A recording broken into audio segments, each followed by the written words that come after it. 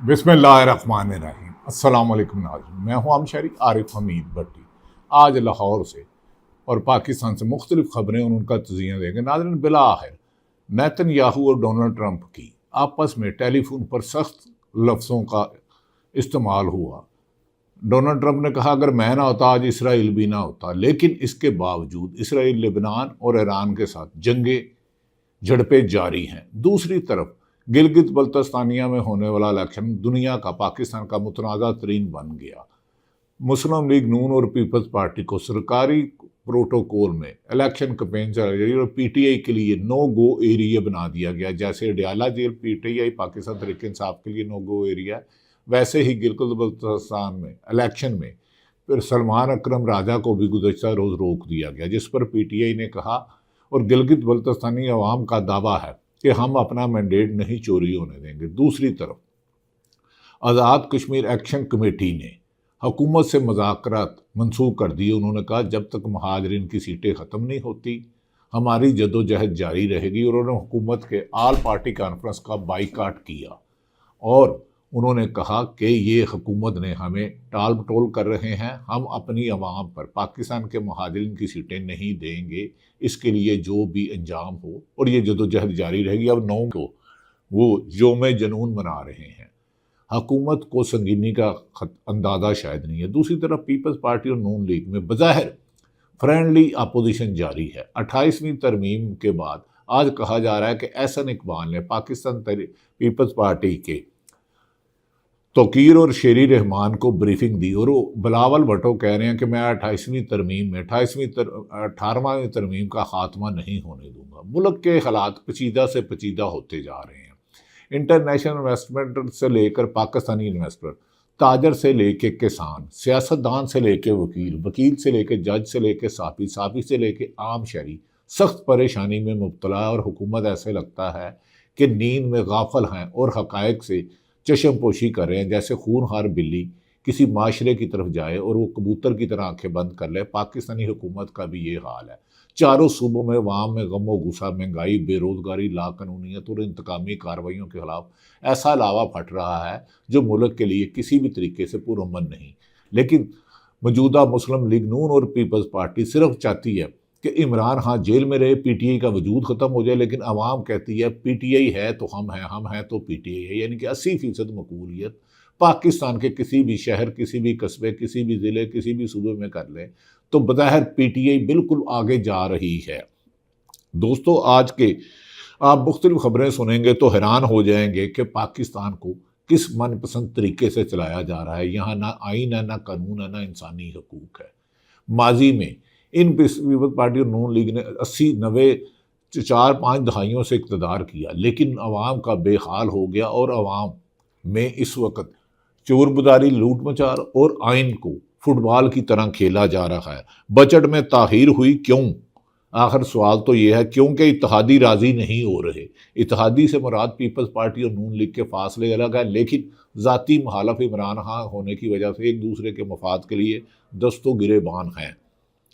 इत्तेहादी कौन है? पीपल्स पार्टी। और पीपल्स पार्टी इस वक्त गिलगित बल्तिस्तानिया में नून लीग पर इल्ज़ाम लगा रही है कि वो इलेक्शन चुराने की तैयारी कर रही है। पीपल्स पार्टी नून लीग पर इल्ज़ाम लगा रही है इलेक्शन चुराने की, जबकि बिलावल भुट्टो कई दिनों से और पीपल्स पार्टी की दीगर क़यादत वहाँ जलसे कर रही है। नदीम अफजल चंद ने भी कहा कि पंजाब पुलिस पंजाब की तरह इलेक्शन चोरी करने ना किया जाए, जबकि दोनों ही एक दूसरे के वोट से बने हैं।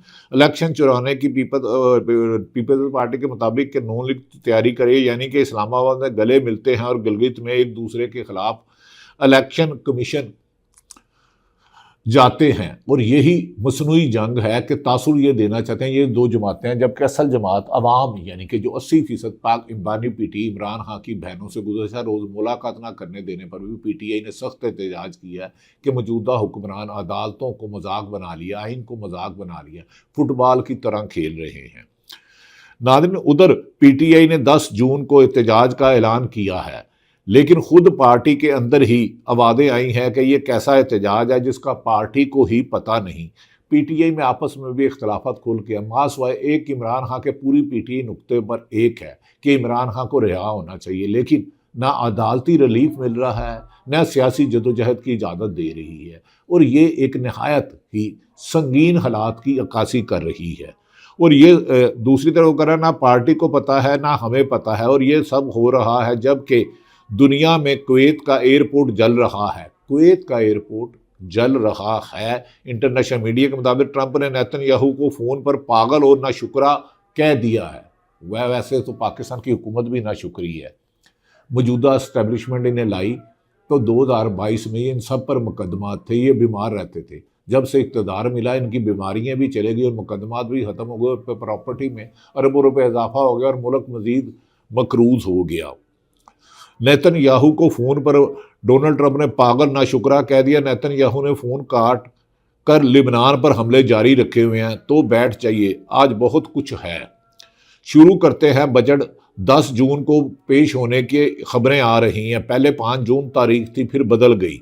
अब सवाल ये है कि आखिर हुआ क्या है, इसके अचानक बजट की तारीख बदलना क्या है। एक तरफ तो 7 जून को गिलगित बल्तिस्तान के इलेक्शन, जहां झाड़ू फेरने की तैयारी की जा रही है। पार्लिमानी अमूर के वजीर तारक फजल चौधरी ने समा टीवी पर बैठकर कहा है कि इत्तेहादियों को कायल करना पड़ता है, ये एक अहम मरहला है। अब ये सुन लें कि मेरे जहन में फ़ौरन सवाल आया है कि ये इत्तेहादी कौन है जो अभी तक कायल ही नहीं हुए, 4 साल से मिलकर हुकूमत कर रहे हैं। नाम तो नहीं लिया उन्होंने कहा, लेकिन सब जानते हैं कि इस हुकूमत में नून लीग के साथ सबसे बड़ा इत्तेहादी पाकिस्तान पीपल्स पार्टी है, जिसके सदर हैं, 2 सूबों में गवर्नर हैं। और पीपल्स पार्टी का मिजाज आपको पता है, जब तक हिस्सा पूरा ना मिले ये राज़ी नहीं होते और एंड तक नखरे करते रहते हैं। फिर डील करके मुकमुका करके आवाम की हकूक सलब करके पीपल्स पार्टी और नून लीग मौजे करती है और आवाम 2 वक्त की रोटी, तालीम, सेहत, रोज़गार से रुसवा होती है।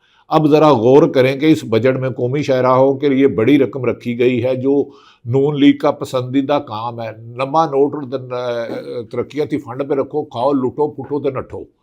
इत्तेहादियों को 87 अरब रुपए का हिस्सा दिया गया। हुकूमती अरकान असम्बली के मनसूबों के लिए 70 अरब अलग हैं।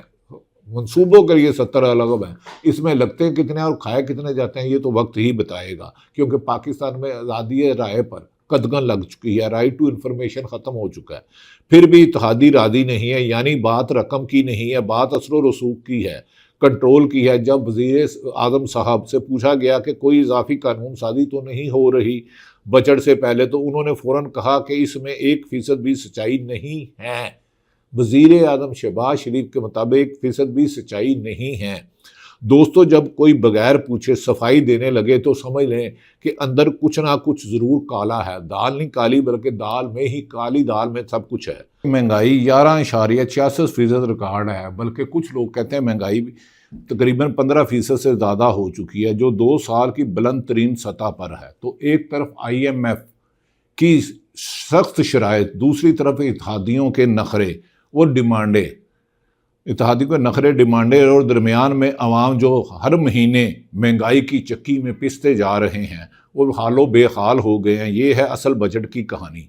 अब आते हैं गिलगित बल्तिस्तान की तरफ। यहाँ से कहानी एक और दिलचस्प मरहले में हो जा रही है। याद है कि अभी हमने कहा था कि पीपल्स पार्टी और नून लीग इस्लामाबाद में मिलकर बजट बना रहे हैं, तो इसी वक्त यही दोनों जमातें गिलगित बल्तिस्तान में एक दूसरे के खिलाफ सफ़ा आ रहा हैं, तकरीरें कर रहे हैं, लेकिन वंडी की सीटें हो रही हैं कि 2 सीटें मुझे दे दो, 4 मुझे दे दो, खिलाफ सफ़ा आ रहा है। शादिया मरी बहुत शोर मचा रही हैं कि पीपल्स पार्टी की जानिब से वफाकी वज़रा की पूरी फ़ौज आई हुई है, सरकारी गाड़ियाँ इस्तेमाल हो रही हैं, सरकारी वसाइल इस्तेमाल लगाए जा रहे हैं।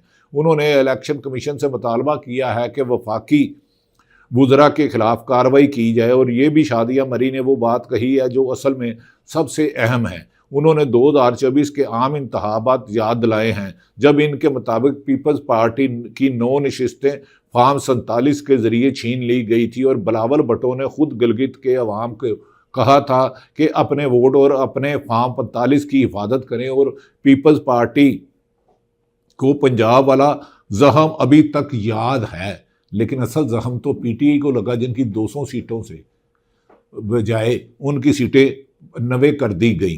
नाज़रीन दूसरी तरफ नाज़रीन ये भी कहता है कि पीपल्स पार्टी को अपना दम याद है, गिलगित में वही दोहराने ना दिया जाए। ये सूरत हाल बता रही है कि इत्तेहादी कितना नाजुक धागे पर लटका हुआ है, यानी कि पीपल्स पार्टी नून लीग का इत्तेहाद मफादात पर लटका हुआ है, कितना नाजुक लटका हुआ है। वफाक में मुस्कुराहट, सूबों में तलवारें। और अगर गिलगित में पीपी को महसूस हुआ कि नून लीग ने इन्हें नुकसान पहुँचाना है तो ये कशीदगी बजट तक भी पहुँच सकती है।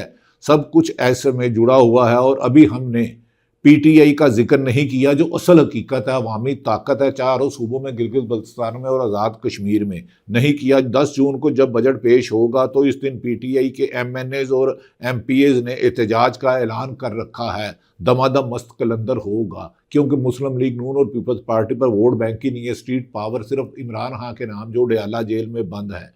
पीटीआई ने ऐलान किया करने वालों में सुहेल अफरीदी, लेकिन पार्टी के अंदर से भी शेख वकास अकरम ने कह दिया है कि पार्टी की सतह पर अभी किसी को धरने का फैसला नहीं हुआ। शेख वकास अकरम जब से मुंतखब हुए हैं केपीके में है। अगर इमरान खान जेल में हो सकता तो शेख वकास अकरम को जेल में क्या होने में एतराज़ है। उनकी अहलिया बुशरा बीबी जा सकती है, दीगर हज़ारों लीडर जा सकते हैं। पार्टी का ओहदा भी रखना और सामने आना भी नहीं है, कुर्बानियाँ तो देनी पड़ती हैं। अगर इमरान खान 3 साल कैद तन्हाई काट सकता है तो पीटीआई की अगर दूसरी लीडरशिप भी जेल भरो तहरीक कर दे तो कामयाबी मुमकिन है। लेकिन असल मुमकिन है कि हर शहर से पाकिस्तान तरीके इंसाफ के कारकुन पुरअमन एहतजाज करें। अभी हमारे दोस्त कुछ ऐसे ऐलानात कर देते हैं, फिर पार्टी इनका भरम रखती है। ये जुमला गौर से सुनिए कि भरम रखते हैं, यानी कि ऐलान तो हो जाता है, फिर कोई पीछे से संभालना पड़ता है, कोई सी ताकि शर्मिंदगी ना हो। सुहेल अफरीदी ने जवाब में कहा है कि अगर शेख वकास और आ सकते हैं तो आए, नहीं आ सकते तो किसी और की आलाकरी ना करें। दोस्तों, ये एक पार्टी के 2 नुमाइंदे हैं और ये एक दूसरे को इस तरह बोल रहे हैं कि वो पार्टी ने मरकज़ में, अपोजिशन में, खैबर पख्तूनख्वा में, हुकूमत में, और 10 जून के एहतजाज खुद अपने आप से लड़ते जा रहे हैं, जो कि अवाम को सड़कों पे लाएंगे तो इमरान खान की रिहाई मुमकिन है। अब ज़रा बाहर की दुनिया में चले जाते हैं। अब यहाँ भी कम सनसनी नहीं है। कुवैत के बैनुल अक़वामी एयरपोर्ट पर हमला हुआ है और परवाज़ें बंद हो गई हैं, लोग ज़ख्मी हुए हैं। अमेरिका ने ईरान के जवाब में खलीजी ममालिक को निशाना बनाया है और बहरीन में सायरन बजने लगे हैं। कुवैत ने हाई अलर्ट जारी कर दिया और कहा है कि सलामती के लिए हर ज़रूरी कदम उठाएंगे।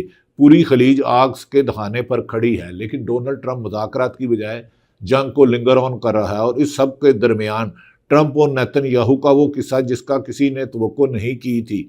ट्रंप ने नेतन्याहू को फ़ोन किया और कहा कि लेबनान में हमले बंद करो। नेतन्याहू ने फ़ोन काटा और हमलों को जारी रखने का हुक्म दिया। ट्रंप ने सोशल मीडिया पर लिखा कि जंग बंदी हो रही है। और अमेरिकी मीडिया के मुताबिक इस फ़ोन कॉल में ट्रंप ने नेतन्याहू को पागल और नाशुक्रा नेतन्याहू को करार दिया। और दोस्तों, ये दोस्त हैं कि एक दूसरे के इत्तेहादी हैं। ये हाल है इनका। ईरान के साथ मुज़ाकरात चल रहे हैं, हमले भी साथ ही चल रहे हैं, बयानात आ रहे हैं, तरदीदी बयानात भी आ रहे हैं, लेकिन हक़ाइक़ कुछ हो रहे हैं। अमेरिकी वज़ीर ख़ारजा रूबियो कहते हैं कि मुआहदा महीनों ले सकता है, यानी कि जंग लंबी चल सकती है और ईरान इसके लिए तैयार है। अमेरिकी वज़ीर ख़ारजा कहते हैं कि मुआहदा महीनों ले सकता है, 1 हफ्ते में हो जाए। ईरान कहता है कि जब तक लेबनान में जंगबंदी नहीं होगी, पूरी बात नहीं होगी। खलीज के ममालिक के दरमियान फंसे हुए अपनी सरजमीन पर मज़ाइल गिरते देख कर तेल की कीमतें $95 फी बैरल तक पहुँच गई हैं और इसका असर पाकिस्तान तक आता है और आपकी जेलों पर डाका पड़ता है। तो ये बात है। आज मुकम्मल तस्वीर अंदर से देखी तो पाकिस्तान बजट इत्तेहादियों के इख्तलाफात उलझा हुआ है। पीटीआई खुद से, पाकिस्तान तरीके इंसाफ खुद से आपस में लड़ रही है और गिलगित में सियासी आग लगी हुई है, जहां पीटीआई का जाना ममनू है, जिस पर पूरी पाकिस्तान में एहतजाज किया जा रहा है। और बाहर देखे तो खलीज जल रहा है और दुनिया के बड़े बड़े मुल्क एक दूसरे को मिसाइल और ड्रोन हमलों से मार रहे हैं और मुज़ाकरात भी कर रहे हैं।